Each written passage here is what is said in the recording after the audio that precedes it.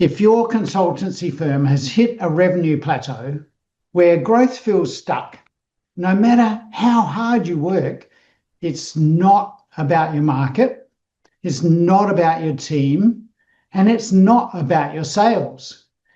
It's the way you're thinking about your role in the business. In this video, I want to show you how to unlock consistent growth and achieve greater impact, more prosperity, and the freedom to finally step out of the day-to-day operations in the business. All it takes is making the shift from operator thinking to orchestrator thinking, where you go from being reactive in your business to proactively moving forward. Because the truth is, your business can only grow as far as your mindset allows. And when you change that, everything changes.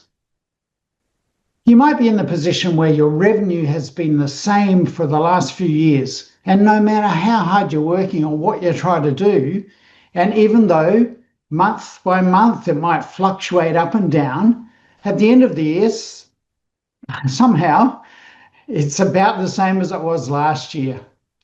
And that's typically what happens when the main client acquisition process is relying on referrals and waiting for opportunities to come into you, or maybe when things get quiet, you get busy by getting out and doing more networking. And those are reactive approaches to running your business. You can't get by if you're relying on referrals, whether that's from past clients who love what you do, or from your networking associates who come up with referrals from time to time. And typically, in my experience, it's a bit of a gamble as to whether those referrals are ideal clients for you or not. But because you're so heavily reliant on the referrals and you need those sales, you take on work that maybe you shouldn't actually take on for your business. And that need for more sales actually compounds the problem. And you become more and more reactive with that way of operating.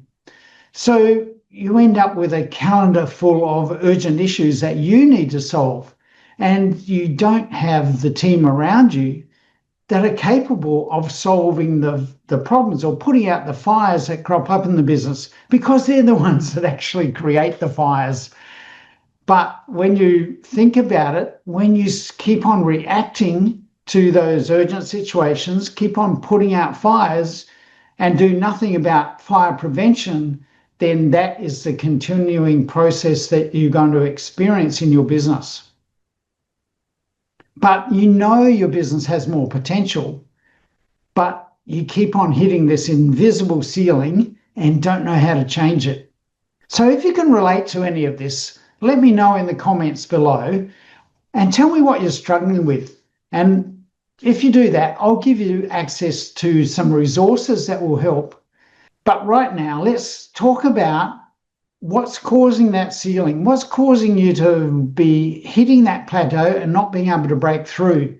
Because it's not the things that you're doing in the business. It comes down to how you're thinking about your role in the business. Now, what I've seen in both running my own businesses and the way my clients run their businesses, there are two modes of operation. And one is being the operator of the business. And the operator of the business has their finger on the pulse of everything.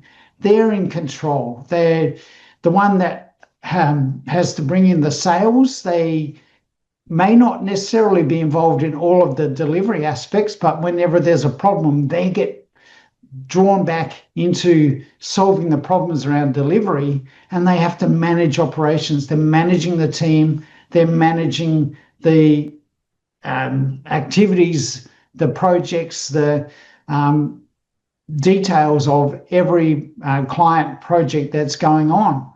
So problem solving is your big thing. If that's you, you might be proud of the fact that you're such a good problem solver.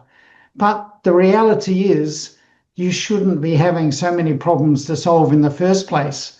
And if you're continually solving problems or having to solve problems in your business, It indicates that your business is not functioning the way it should. Do not mistake busyness for progress in your business. There's a better way. So operators tend to be great at making things work or solving problems, but they're not great at making things grow and make progress. And what I tend to see is that the very skills that have helped you grow your business to the level you're at and have helped you succeed to this point are now the things that are holding you back from growing your business and breaking through that revenue plateau that you're stuck at. Now, there's another way of thinking about your business, and that mode of thinking is what I call the orchestrator mode. An orchestrator, if you come back to the analogy of an orchestra, the orchestrator doesn't play any of the instruments. The orchestrator is the person who stands out the front of the orchestra and conducts every activity that's going on. So they're not involved in the nitty-gritty of making the tunes and playing the music, but they're in charge. They're taking control without actually having to do anything except be the guide. When we bring it back to the business setting, the orchestrator is the one who's proactive. They're in charge. And by being in charge, they're proactively thinking about what the business needs.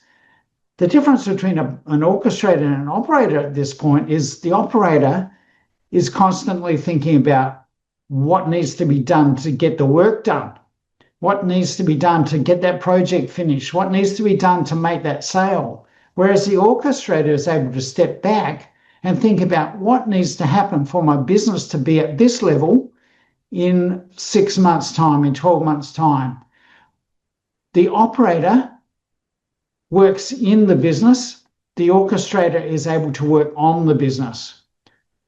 The orchestrator has a huge focus on empowering other people to do the work, and not only empowering them to do the work, but creating the systems that make work more efficient and making their operations more effective. They're much more strategic. So they're able to step back and think about what sort of clients would help us be a much more efficient and effective business. What sort of work would we be able to do that would be more profitable and more efficient in the way we go about doing our work? Being able to decide who your premium clients are, the ideal clients that are going to pay you the most amount of money in the least amount of time, why not put all your focus in attracting those sort of clients? And this is where the orchestrator is able to step up and systematically create a marketing approach that attracts premium clients and not be reactive, waiting on the next referral to come in and not hoping that it's a good referral and not a weak referral that they feel obligated to do the work to help out the referrer who sent them. So the orchestrator is able to design a business that works for them, whereas the operator is in a business that makes them the one that has to do everything to make the business work. So an operator works for the business, whereas the orchestrator makes the business work for them. And it's this shift in thinking and mindset about the role you have in your business that gives you leverage. And leverage is the key ingredient that allows for more impact for your clients. It allows for more prosperity for you and your team, and it allows you to enjoy greater freedom from the day-to-day challenges in the business. So the major differences I see in operator-led businesses compared to orchestrator-led businesses are that orchestrators are reactive, they're tactical, they're indecisive, where the orchestrator is proactive, strategic, and decisive. The operator spends most time working in the business producing revenue, while the orchestrator spends most of their time working on the business at the strategic level. The operator is responsible for most client acquisition tasks. There's no real system in place. I call it random acts of marketing, whereas the orchestrator has a systemized approach to client acquisition, which is built on authority positioning. In the operator-led business, there's a wide range of different types of clients, with only a few high-level premium clients and some really problematic clients that are causing more trouble than they're worth.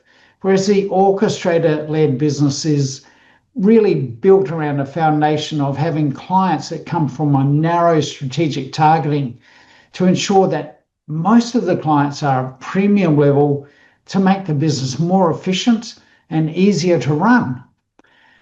In the operator business, because of the lack of strategy, there tends to be a lack of differentiation. The business is commoditized and they face competition at a pretty high level. And when it comes to winning proposals, they have to sharpen the pencil to have any chance of winning at all.